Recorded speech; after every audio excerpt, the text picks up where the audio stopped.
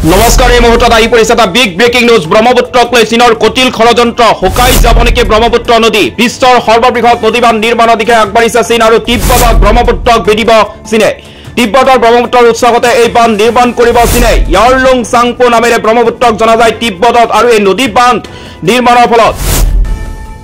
ভাবুকি আহিব পাৰে ভাৰতলৈ আৰু বিশ্বৰ সৰ্ববৃহৎ নদীবান্ধ নিৰ্মাণৰ দিশে আগবাঢ়িছে চীন আৰু তিব্বতত ব্ৰহ্মপুত্ৰক বেদিব চীনে তিব্বতৰ ব্ৰহ্মপুত্ৰৰ উৎসগতে এই বান্ধ নিৰ্মাণ কৰিব চীনে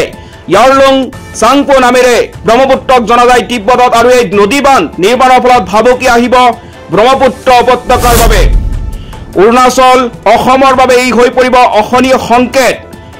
137 বিলিয়ন US ডলাৰ চীনে খৰচ কৰিব এই নদী বান্ধ নিৰ্মাণত অৰুণাচলত প্ৰৱেশ কৰাৰ পূৰ্বে ব্ৰহ্মপুত্ৰই বৃহৎ সুটাৰ্ণ লয় আৰু এই অঞ্চলটোতেই বান্ধ নিৰ্মাণ কৰিব চীনে এই বান্ধৰ ফলত অৰুণাচল আৰু অসমত সৃষ্টি হ'ব পাৰে ভয়াৱহ বানৰ তিব্বতৰ এই অঞ্চলটো ভূমিকম্পৰ প্ৰণ আৰু এই অঞ্চলত বিশ্বৰ সৰ্ববৃহৎ নদী বান্ধ নিৰ্মাণ কৰিবলৈ গৈ আছে চীনে ব্ৰহ্মপুত্ৰৰ পানীৰ উৎসগতে নিয়ন্ত্ৰণত ৰাখি চীনে চাপত ৰাখিব পাৰিব ভাৰত বিশেষজ্ঞৰ দাবী খৰালি কালত চীনে উৎসগত আবদ্ধ কৰি ৰাখিব পানী আৰু